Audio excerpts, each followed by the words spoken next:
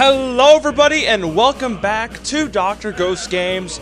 If y'all are new to the channel, welcome. I'm Dr. Ghost and I make content for the game World of Warships Legends. Today we are going to be in none other than the Tier 4 American Premium Battleship USS Texas BB-35. And we're going to be not just talking about the ship in the game, but we're also going to talk a little bit about the history. Now, of course, I'm not the greatest at history. I'm sure you guys know this, but I will try my best to go over some of the highlights of the Texas, what she's famous for, blah, blah, blah, so on and so forth. So, without further ado, let's get right into this one, shall we? So, USS Texas was one of the New York class battleships, which one of the New Yorks is in the game. Obviously, we've got, of course, the New York herself. She is in the American Tech Tree as a Tier 4 Tech Tree battleship.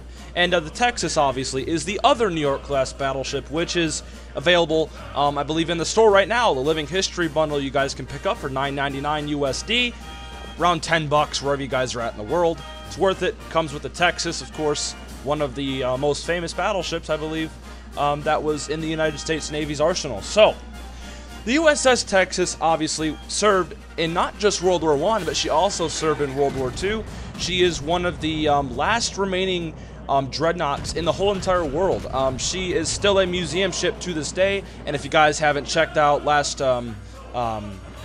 week's dry docking, the USS Texas was brought basically out of the mud and brought to the Galveston Navy shipyard, and she is now in dry dock, and she is, I guess, going to get some maintenance, some repairs, and believe it or not, it's going to cost them about $35 million plus some to do all that.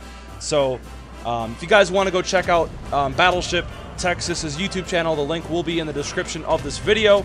You guys can go check that out, yeah, I do recommend it very much. There's some awesome stuff on the USS Texas over there, and it's all real too. So I hope you all do enjoy that over there. If you guys want to go check that out for yourselves, I highly recommend it. So yeah, the USS Toxic, it is pretty toxic sometimes, I won't lie. But no. The USS Texas. Okay, Texas, not toxic, not Texic, it's Texas. USS Texas, of course, was one of the New York class battleships. She served in both World Wars, and she was, of course, was famous for being at, holy crap, we're just absolutely wrecking some fools. Hope you all do enjoy the gameplay. We had a crazy game, but yeah, the USS Texas was was at D-Day during Operation Overlord. She did provide short bombardment for the Allies, and she's also pretty famous for actually getting flooded. Like, they actually purposefully flooded the Texas so that way they can elevate the guns higher, so it could tilt to one side more.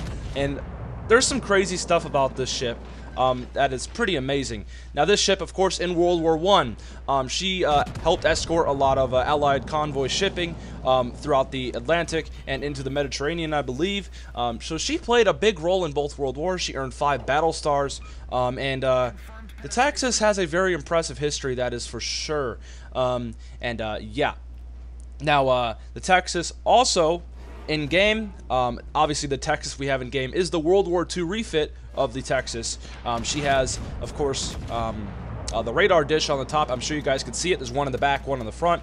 Those, I don't believe, were on the World War I version of the Texas.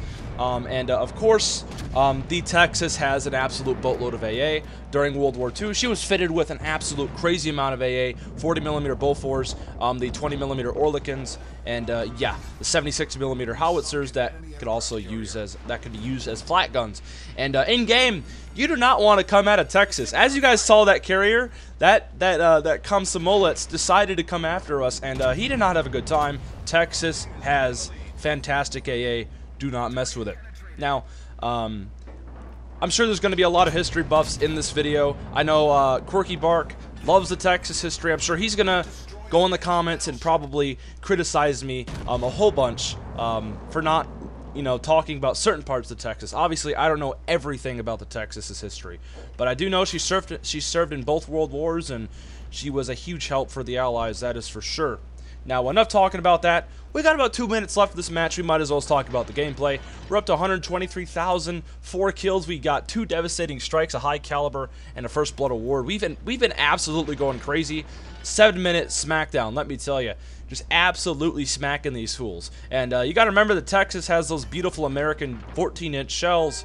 There's 10 of them, and they are very good. Now, the one thing I love about Texas, of course, is the firing angles on this thing. The New York, basically, if you want to get all 10 of your 14-inch guns off, you are forced to go broadside. However, with the USS Texas, it's actually, they removed one of the lifeboats, so you can actually get your middle turret off at a better angle, so you don't have to be showing a whole lot of broadside to get all 10 of your 14-inch guns off. So that is something I really do enjoy about the Texas. Really, the Texas is just a better New York, and to balance that out, they decreased the speed of the Texas in-game.